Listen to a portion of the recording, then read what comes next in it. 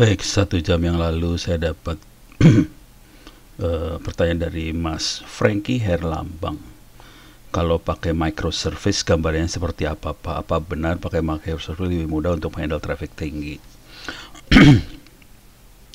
Jawab singkatnya dulu ya, microservice ya bisa sih, lebih gampang buat handle traffic tinggi, juga sifatnya distributed sih. Jadi tidak monolitik, tidak satu server aja. Jadi lebih gampang dia sih sebenarnya buat handle traffic tinggi. Kita bisa ngelihat microservice di Google aja, googling. Parah loh, microservice. Ada catatan lebih gampang nggak ya? Di Wikipedia dulu lah, paling gampang lah. Microservice architecture, varian dari service oriented architecture, arrange application loosely coupled service. Nah, ini yang penting nih. Jadi dia pakai protokol biasanya bentuknya API buat ngomong satu sama lain. Tapi lepas satu sama lain tidak solid gitu. Tidak harus dijadiin satu server. Kira-kira kayak gitu. Mungkin paling gampang sih ngelihat gambar sih sebenarnya. Ntar ini load aja ya image nih. Nah, kita cari gambar-gambar yang rada gampang. Nah, ini mungkin lebih gampang lihatnya. Jadi yang selama ini kita lakukan bentuknya monolitik. Jadi artinya semua layanan ditaruh di server, saling ngikat satu sama lain, nggak bisa dilepas tuh server. Jadi servernya satu, semua service ada di server itu. Ada web server, ada database server, dan ini yang saya lakukan sekarang buat kayak LMS Ono Center segala macam, itu monolitik arsitekturnya. Dan dia menghandle business logic, data access layer maupun user interface-nya semua di satu server ini. Nah, untuk microservice beda banget ya. Ini servernya bisa banyak yang ngerendeng, servernya banyak banget. Udah gitu kita tempelin microservice di masing-masing server. Jadi masing-masing fungsinya bisa beda-beda sih. Misalnya kalau saya bikin e-learning kan ada yang buat ngehandle ujian lah, ada yang handle kuliahnya lah, ada yang handle buat file sharing lah, forum lah, segala macam. Ini masing-masing microservice masing-masing. Antar microservice mungkin harus ngomong satu sama lain, kita definisikan API-nya buat ngomong satu sama lain. Bentuknya kayak gitu. Dan ini akan ngomong ke usernya ke sana. Kira-kira secara umum kayak gini. Karena bentuknya ngerendeng kayak gini, servernya bisa banyak. Kalau mau ngehandle traffic yang gede gampang banget sih. Tinggal tambahin aja server tek microservice pasang di atasnya, langsung handle lagi dia. Itu ada yang lebih gampang lagi ceritanya nggak? Nah, ini kalau ini contohnya. Ini. Jadi ini microservice-nya yang ini ada account service, ada inventory service, ada shipping service. Di sini belakangnya ada database. Nah, antar mereka itu ngomong pakai API. Ada gateway ke arah mobile, ada storefront web, ada web apps ke arah browser.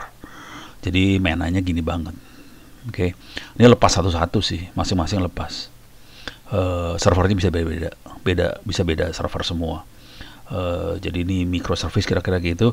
Kalau misalnya loadnya tinggi, tambahin lagi, klek ditambahin aja. Web apps-nya ditambahin lagi kalau loadnya kurang. Nah, ini microservice lagi nih buat ini ya. Ini kayaknya buat urusan ini deh. Ini ada passenger, ada driver, ada payment, ada trip. Ini buat travel. Untuk travel. Jadi bentuknya kayak gini banget. Masing-masing bisa satu mesin, masing-masing. Ini satu mesin. Mesinnya nggak usah gede sih, kecil-kecil. Tapi ya tergantung load sih. Nanti kalau load yang gede ya bisa ditambahin. Dan antar ini ngomongnya pakai API. Kira-kira kayak gitu sih mainannya. Di belakang ini ada masing-masing punya database masing-masing. Kira-kira kayak gitu. Jadi semuanya stand alone masing-masing, terus ngomong satu sama lain. Ini apa lagi nih? Oh, nih. Jadi bentuknya kayak mesh banget sih. Tapi yang keren yang ini. Sekarang kayaknya arahnya ke arah sini semua banyaknya sih. Microservice gini. Terus mainnya di cloud. Biar irit sih sebenarnya. Biar deployment gampang, semuanya irit. Nah, ini contoh lagi. Ini yang monolitik kira-kira gini. Microservice-nya kayak gini. dan di belakangnya database. Ini yang hitam tuh database semua. Tadinya monolitnya kayak gini banget sih. Kalau microservice udah kayak gini aja, udah jebret. Oh, semua kayak gini referensinya ya. Oh, ini contoh buat travel nih kayaknya. Ada booking, vendor, user. Kalau tadinya kayak gini. Oke, secara umum sih kayak gini aja sih microservice. Ini yang dilakukan sama teman-teman di apa sih namanya? Pesan kita juga kayak gitu sih. Jadi ya saya kasih inilah iklan. iklan nggak dibayar gini. Dibayar pakai doa sih biasanya supaya ono amal ibadahnya. Masuk ke Play Store. Pesan kita. Nah, ini pesan kita. Ada nggak ya? Coba gue lihat dulu. Ini mah tampilan ininya. Ini ono. Kacau.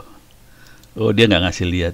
Jadi pesan kita contohnya kita pakai buat ini sih, waktu itu kan kita pakai buat apa sih namanya? Kawal pemilu. Pakainya pesan kita. Nah, pesan kitanya dipakai sebagai jalan, cuman kawal pemilunya microservice sebenarnya. Jadi bukan kawal pemilu, sorry maaf, kawal pilpres. Kawal pilpres. Ada image nggak? Jauhi kawal pilpresnya. Nah ini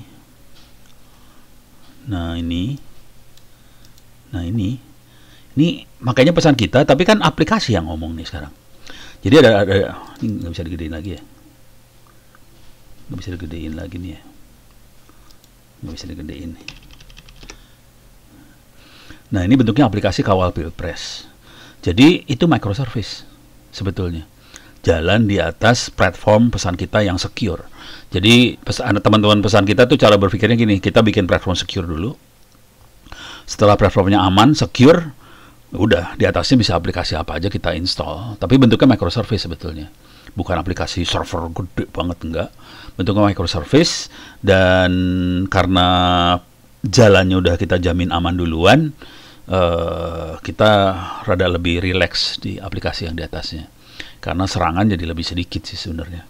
Kalau kita pakai internet biasa, serangannya parah banget.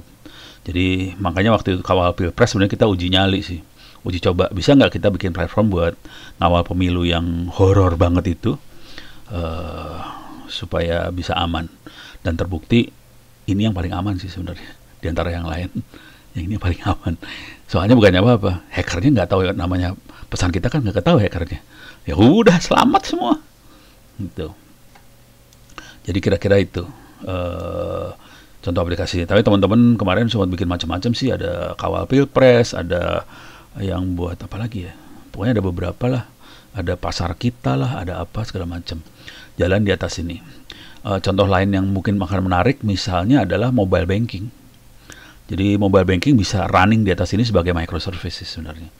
Jadi untuk platform-platform yang aman-aman banget dan mau load besar pakai mobile, itu enaknya pakai microservice sih, gitu. Mudah-mudahan bisa menjawab pertanyaan dari Mas Frankie Herlama. Kalau lihat programmingnya sih nggak beda-beda jauh sama yang lain sih, cuman logika berpikirnya aja yang beda jauh, gitu. Oke. Mudah-mudahan bisa menjawab pertanyaan buat Mas Hengki Herlambang tentang microservice.